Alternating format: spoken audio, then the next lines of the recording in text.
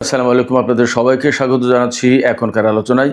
আপনাদের সঙ্গে আছি আমি সিরাজুল ইসলাম। দর্শক, আজ পবিত্র শুক্রবার, সবাইকে জুমা মুবারক।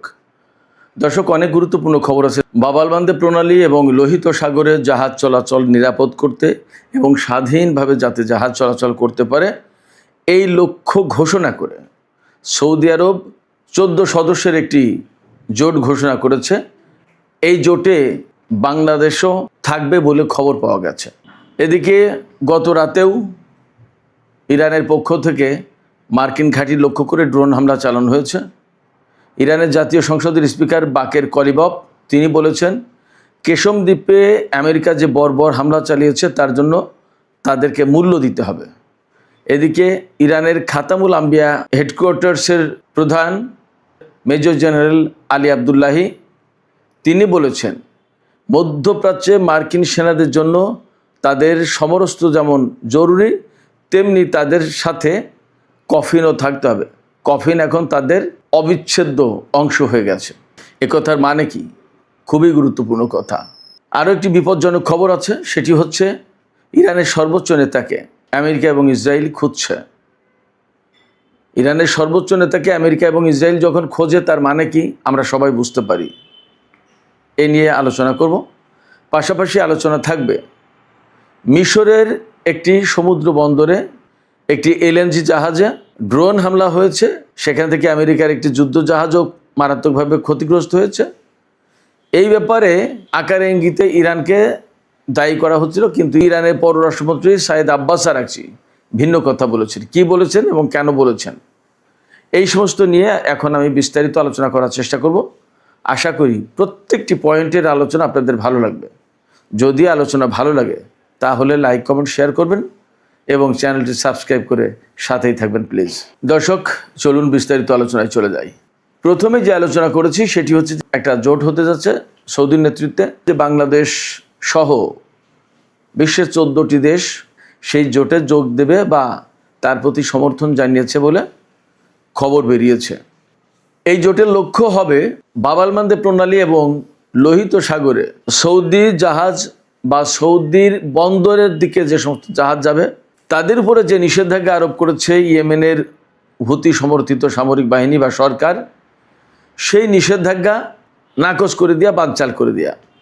এবং ইয়েমেনের পক্ষ থেকে, অর্থাৎ ইয়েমেনের হুতি সরকারের পক্ষ থেকে সৌদি বন্দরের উপরে যে নিষেধাজ্ঞা আরোপ করা হয়েছে, অবরোধ আরোপ করা হয়েছে, সেই অবরোধ ভেঙে দেওয়ার চেষ্টা করা হবে।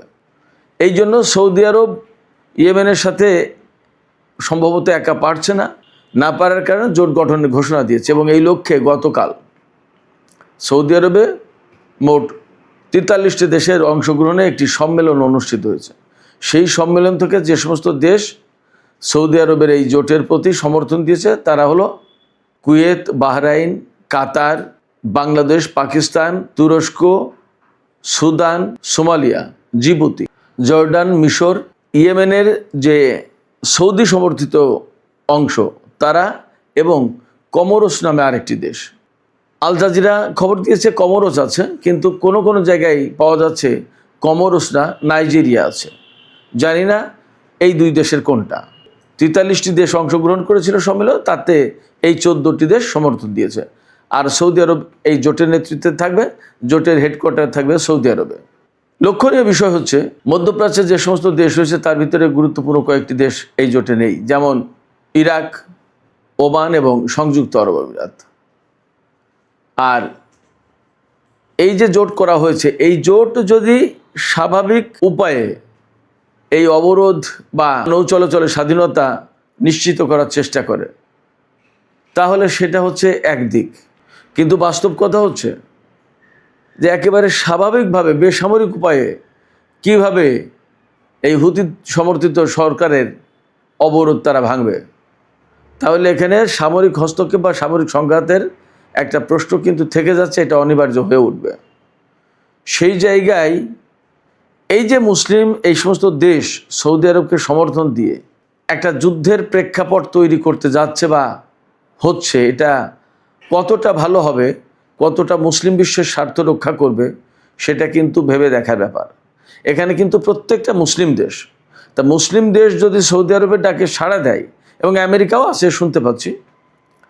তো মুসলিম দেশগুলো যদি সৌদি আরবের ডাকে সাড়া দেয়, তাহলে আমার প্রশ্ন হচ্ছে এই মুসলিম দেশগুলো কেন সম্মিলিতভাবে সৌদি আরবকে এই কথা বলছে না যে ইয়েমেন তো আপনাদের একেবারে প্রতিবেশী দেশ এবং একটা দরিদ্র দেশ, তারাও মুসলিম দেশ, তার সাথে যে সমস্যা, সেই সমস্যাটা কূটনৈতিক উপায়ে আলাপ আলোচনার মাধ্যমে, সংলাপের মাধ্যমে সমাধান করি। আসুন আমরা সবাই এ ব্যাপারে হেল্প করি, আমরা সবাই মিলে এতে মধ্যস্থতা করি।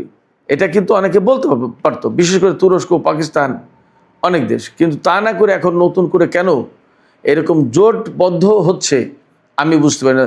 সৌদি আরব নিজেই তো বিশ্বের সবচেয়ে বেশি অস্ত্র আমদানি করা বা অস্ত্র কেনা দেশ।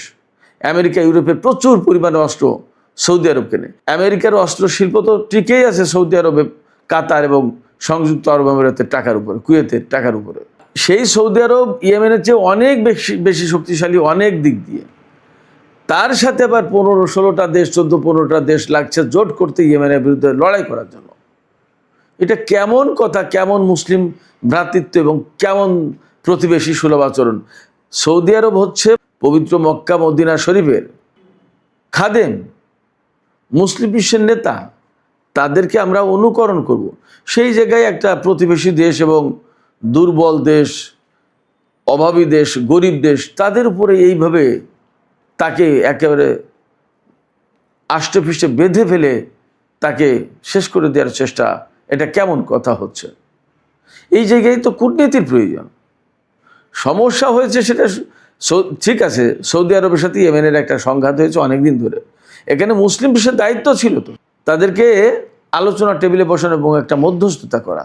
তা না করে এখন কেন তুরস্ক বা পাকিস্তান বা আরও এরকম যে সমস্ত দেশ যথেষ্ট প্রভাবশালী, সামরিক দিক দিয়ে শক্তিধর দেশ, তারা কেন এই জোটে যুক্ত হয়ে আরেকটা যুদ্ধের প্রেক্ষাপট তৈরি করার ব্যবস্থা করছে? আমরা আজকের এই আলোচনার মধ্য দিয়ে বাংলাদেশ সহ মুসলিম বিশ্বে যে সমস্ত গুরুত্বপূর্ণ দেশ আছে, বিশেষ করে যারা এই জোটে যোগ দিতে যাচ্ছে বা যোগ দেওয়ার খবর বেরিয়েছে, তাদের প্রতি একান্ত অনুরোধ জানাবো, একান্ত আহ্বান জানাবো, এই যুদ্ধ কখনোই কোনো সমাধান আনবে না। দয়া করে আপনারা আলোচনার ব্যবস্থা করুন, কূটনৈতিক উদ্যোগ নিন এবং এই কাজে রাশিয়া আর চীনের সহযোগিতা নিয়ে যেতে পারে। তারা এখানে অনেক ভালো গুরুত্বপূর্ণ ভূমিকা পালন করতে পারে। একটা বিষয় খেয়াল করবেন, যখন 2015 সালে সৌদি আরব ইয়েমেনের সাথে যুদ্ধে জড়িয়ে গেল এবং তখনও জোট করে জড়িয়েছে, সৌদি আরব একা না, এটা কিন্তু আমেরিকার বৈশিষ্ট্য। কোনো দেশের বিরুদ্ধে যুদ্ধ করতে গেলে জোট পাকায় যুদ্ধ করতে দেয়। তো সেই জায়গায় পাকিস্তান কিন্তু সৌদি ডাকে সেই জোটে যুক্ত হয়নি এবং যুদ্ধ করেনি। পাকিস্তানের প্রধানমন্ত্রী ছিলেন তখন নওয়াজ শরীফ, এখনকার যে শাহবাজ শরীফ তার বড় ভাই। পাকিস্তান কিন্তু যথেষ্ট কৌশলে এবং শক্ত অবস্থানে থেকে সৌদি আরবের পক্ষে সেই সময় যুদ্ধে নামেনি, যদিও সৌদি আরবের সাথে পাকিস্তানের অনেক অনেক সামরিক চুক্তি আছে। আমি জানি না, এখনই বলা যাচ্ছে না যে কি হচ্ছে অ্যাকচুয়ালি, সৌদি আরব এই জোট নিয়ে যুদ্ধ শুরু করবে কিনা, কিন্তু জোট যে কারণে বা যে উদ্দেশ্যে গঠন করা হচ্ছে তাতে সংঘাত অনিবার্য হয়ে উঠবে মোটামুটি বলা যায়। এই জায়গায় বাংলাদেশের ভূমিকা কী হবে তাও জানি না। বাংলাদেশ এখানে অনেকভাবে কৌশল নিতে পারে, হয়তো জোটের প্রতি রাজনৈতিক সমর্থন দিতে পারে, কিন্তু যুদ্ধে অংশ নিল না। সামরিক অভিযান যদি কোনো কিছু পরিচালনা করে সেখানে অংশ নিল না। বাংলাদেশের অনেক জনশক্তি সৌদি আরবে আছে, সেখান থেকে রেমিটেন্স আসে, আমাদের অনেক বাজার বা আমাদের অর্থনীতির একটা গুরুত্বপূর্ণ অংশ হয়ে গেছে সৌদি আরব, ঠিক আছে। কিন্তু সৌদি আরবের কাছে তো আমরা দাসখত দিন, এটাও তো ঠিক। আমরা জনশক্তি পাঠিয়েছি, আমাদের জনশক্তি তো এমনি এমনি কাজ করছে না। আমরা সেখানে পয়সা নিচ্ছি, তাদের কাজ দিচ্ছি। আমাদের জনশক্তির উপরে তো তাদের অর্থনীতি দাঁড়িয়ে আছে। আমাদের জনশক্তি রপ্তানি করছি, তারা যে আমাদেরকে বিশেষ উপকার করে দিয়েছে ব্যাপারটা তাও না। আমাদের জনশক্তি তাদের অর্থনীতিকে দাঁড় করে রেখেছে এবং চালিয়ে রেখেছে। আমাদের জনশক্তি বলতে আমাদের ভারতের, পাকিস্তানের, বিশ্বের বিভিন্ন দেশের জনশক্তি গিয়ে সৌদি আরবের অর্থনীতি গড়ে দিয়েছে এবং সেটা চলছে। আর সেখানে জনশক্তি পাঠিয়েছি বলে তাদের হয়ে যুদ্ধ করতে হবে, এটাও কোনো যুক্তিসঙ্গত না, এটা একটা অন্যায় দাবি। এই জায়গা থেকে বাংলাদেশকে একটু শক্ত অবস্থানে থাকতে হবে আমি মনে করি। আবার কূটনীতির আশ্রয় নিতে হবে। আমাদের স্বার্থও দেখতে হবে, যাতে সৌদি আরবের সাথে কূটনৈতিক সম্পর্ক খারাপ না হয় সেদিকেও চেষ্টা করতে হবে। এবং আমি মনে করি এই জায়গায় আমি আগেই বলেছি, যখনই সৌদি আরবের সাথে ইয়েমেনের দ্বন্দ্ব শুরু হয়েছে এবং বাব আল মানদেব কেন্দ্রিক প্রবলেম হলো, তখনই আমি বলেছি, আমি পরামর্শ দিয়েছি, আমি আহ্বান জানিয়েছি যে বাংলাদেশের পক্ষ থেকে এখনই একটা গুরুত্বপূর্ণ জরুরি ভিত্তিতে কূটনৈতিক উদ্যোগ নেওয়া দরকার। এবং এই কূটনৈতিক উদ্যোগের সাথে পাকিস্তান, চীন, রাশিয়া এই সমস্ত দেশকে অন্তর্ভুক্ত করা যায়, এমনকি মালয়েশিয়াকেও অন্তর্ভুক্ত করা যায়। তুরস্ককে এখন আর অন্তর্ভুক্ত করার সুযোগ নেই, তারপরেও তার সাথে আলোচনা করা যায়। জোটে হয়তো অনেকেই আছে, কিন্তু জোটে থাকার মানে তো এই না যে সবাই সরাসরি যুদ্ধে অংশ নেবে বা অংশগ্রহণ করতে হবে। সেক্ষেত্রে জোটে থেকেও এর ভেতর থেকে একটা গ্রুপ, কয়েকটা দেশ মিলে সৌদি আরবকে বোঝানোর চেষ্টা করা যেতে পারে। এবং এটা খুব জরুরি মুসলিম বিশ্বের জন্য, মুসলিম উম্মার জন্য, মধ্যপ্রাচ্যের জন্য। সবচেয়ে বড় কথা হচ্ছে যে বাব আল মানদেব প্রণালী বা লোহিত সাগর বা এডেন উপসাগর মুক্ত করার জন্য এই জোট গঠন করা হয়েছে। যুদ্ধ করে কি মুক্ত হবে? প্রতিদিন প্রতিনিয়ত সেখানে যুদ্ধ চলতেই থাকবে, তাহলে কি করে মুক্ত হলো? যুদ্ধ করে মুক্ত হবে না, আলোচনার মাধ্যমেই সৌদি আরব এবং ইয়েমেনের ভেতরকার সংকট সমাধান করতে হবে। যুদ্ধবিরতি তো 2021 সাল থেকে চলছিল। কেন সৌদি আরব ইরানি বিমান লক্ষ্য করে হামলা চালাতে গেল ইয়েমেনে? সৌদি আরব যদি ইয়েমেনের উপরে নিষেধাজ্ঞা দেয়, তো ইয়েমেনও সৌদি আরবের উপর নিষেধাজ্ঞা দিতেই পারে। যুদ্ধ তো, সৌদি আরব যদি একটা ঢিল মারে, তো ইয়েমেনও তো একটা ঢিল মারছে। তো সেই যুদ্ধ যদি বৈধ হয়, তাহলে সৌদি আরব ইয়েমেনের উপর অবরোধ আরোপ করেছে, ইয়েমেনও সৌদি আরবের উপর অবরোধ আরোপ করেছে, সেটা অবৈধ হবে কেন? এবং সেইটা খোলার জন্য এখন এত এত দল, এত এত জোট করতে হবে। এতে কি অ্যাকচুয়ালি লোহিত সাগর, বাব আল মানদেব প্রণালী, এডেন উপসাগর এগুলো উন্মুক্ত হবে? হবে না। প্রচুর রক্তক্ষয় হবে, প্রাণহানি হবে, এবং এতে তেলের বাজার আরও বেশি ঊর্ধ্বমুখী হবে। যুদ্ধের মধ্য দিয়ে কোনো মতেই হরমুজ প্রণালী, বাব আল মানদেব প্রণালী কোনো কিছু খোলা যাবে না। আলোচনা এবং বাস্তবতার ভিত্তিতে তার সমাধান করতে হবে। আমরা আশা করি বাংলাদেশ সরকার বা এই জোটে যারা প্রভাবশালী দেশ আছে সৌদি আরব বাদে, এই প্রভাবশালী দেশগুলো মিলে নতুন করে সলা পরামর্শ করে হয়তো জোট একটা গঠন হলো, কিন্তু যুদ্ধ না করে কিভাবে আরও এগিয়ে যাওয়া যায় সেই একটা চেষ্টা করা উচিত। এখানে একটু তথ্য দিয়ে রাখি, এই যে বাব আল মানদেব প্রণালী, লোহিত সাগর, এই পথে 2023 সালের একটা পরিসংখ্যান দিতে পারি। 2023 সালে প্রতিদিন 8,60,00,000 ব্যারেল তেল পরিবহন করা হয়েছে এই পথে, আর গ্যাস পরিবহন করা হয়েছে প্রতিদিন 400 কোটি ঘনফুট। আপনারা চিন্তা করেন তাহলে কত গুরুত্বপূর্ণ এই নৌরুট, এই বাব আল মানদেব প্রণালী। সেই প্রণালী যখন বন্ধ, আর তাকে যদি যুদ্ধ করে মুক্ত করতে যেতে হয়, তাহলে গ্যাসের দাম, তেলের দাম কোথায় যাবে? বিশ্ব অর্থনীতিতে কী অবস্থায় দাঁড়াবে? আর এই প্রণালী দিয়ে তো শুধু তেল এবং গ্যাস যায় না, ইলেকট্রনিক্স পণ্য, পোশাক সামগ্রী, তারপরে সার, আরও গুরুত্বপূর্ণ কত জিনিস যায়। চীন, Japan, Korea, Malaysia, Indonesia, Philippines, Singapore, Vietnam, এই সমস্ত কত গুরুত্বপূর্ণ অর্থনৈতিক শক্তি এই সমস্ত দেশ, তাদের সমস্ত পণ্য ইউরোপ আমেরিকায় যেতে গেলে বেশিরভাগই এই বাব আল মানদেব প্রণালীর লোহিত সাগর, সুয়েজ খাল হয়ে ভূমধ্যসাগর দিয়ে, আটলান্টিক দিয়ে ইউরোপ আমেরিকায় যায়। অতএব যুদ্ধ করে এখানে সমাধান হবে এটা আসলে ভাবার কোনো সুযোগ নেই। আমি মনে করি এখানে কূটনীতি শেষ কথা। দর্শক, এবার আমরা ইরানের যুদ্ধ প্রসঙ্গে আসি। ইরান গত রাতেও কুয়েতে একটি মার্কিন সামরিক ঘাঁটির উপর ড্রোন হামলা চালিয়েছে এবং তাতে ক্ষয়ক্ষতি হয়েছে অবধারিত। বড় কোনো খোঁজখবর এখন আমার কাছে আপাতত নেই, তবে এইটুকু বলি যে ইরানের জাতীয় সংসদের স্পিকার বাকের কলিবাফ তিনি বলেছেন গতকাল যে কেশম দ্বীপে আমেরিকা হামলা চালিয়েছিল এবং সেই হামলায় একটি বাড়ি একদম বিধ্বস্ত হয়ে চাপা পড়ে মা বাবা এবং ছোট্ট একটি মেয়ে মারা গেছে। সেই ব্যাপারে সরাসরি হুমকি দিয়ে বলেছেন বাকের কলিবাফ যে আমেরিকাকে এই বর্বর হামলার জন্য মূল্য দিতে হবে। এদিকে ইরানের খাতামুল আম্বিয়া হেডকোয়ার্টার্স, এই হেডকোয়ার্টার্স থেকে ইরানের সমস্ত বাহিনীর যুদ্ধ কৌশল সমস্ত সব কিছু এখান থেকে কোঅর্ডিনেট করা হয়, পরিচালনা করা হয়। এই খাতামুল আম্বিয়া হেডকোয়ার্টার্সের যিনি commander major general Ali Abdullahi, তিনি হুঁশিয়ারি উচ্চারণ করে বলেছেন আমেরিকার সেনাদের জন্য এখন কফিন অনিবার্য হয়ে উঠেছে। কফিন তাদের জন্য এখন অবিচ্ছেদ্য অংশ। জেনারেল আবদুল্লাহি বলেছেন যে আমেরিকার সেনাদের জন্য যেমন সামরিক সরঞ্জাম মাস্ট অপরিহার্য, তেমনি কফিনও অপরিহার্য। এর মানে হচ্ছে ইরান প্রচণ্ডভাবে হামলা চালাবে আমেরিকানদের উপরে এবং আমেরিকার সেনাদের টার্গেট করে এখন প্রতিনিয়ত হামলা চলবে। এখন আর ইরান সম্ভবত অনেক ছাড় দেওয়ার নীতি আর চর্চা করবে না। তার মানে মার্কিন সেনাদের উপর এখন প্রচণ্ড হামলা চালাবে একাধারে ইরান, যার কারণে কফিন প্রয়োজন হবে, এই কথা তিনি বলেছেন। এবার সে ইরানের পররাষ্ট্রমন্ত্রী সাইদ আব্বাস আরাকচি তিনি বলেছেন মিশরের যে বন্দরে একটি এলএনজি বাহী জাহাজের উপর হামলা হয়েছে এবং তাতে বিস্ফোরণ ঘটে আমেরিকার একটি যুদ্ধ জাহাজও ধ্বংস হয়েছে। সেই ব্যাপারে আকারে ইঙ্গিতে বিভিন্ন পক্ষ থেকে, বিশেষ করে আমেরিকার পক্ষ থেকে ইরানকে দায়ী করা হচ্ছিল বা ইয়েমেনকে।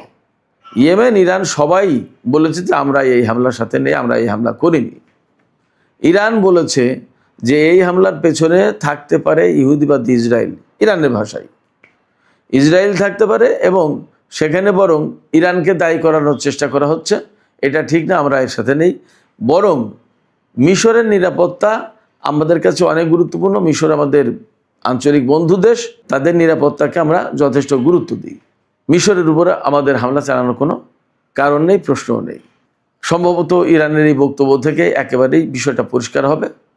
আর সর্বশেষ যে বিষয়টি নিয়ে আলোচনা করতে চাই, এটা খুবই বিপজ্জনক একটা খবর।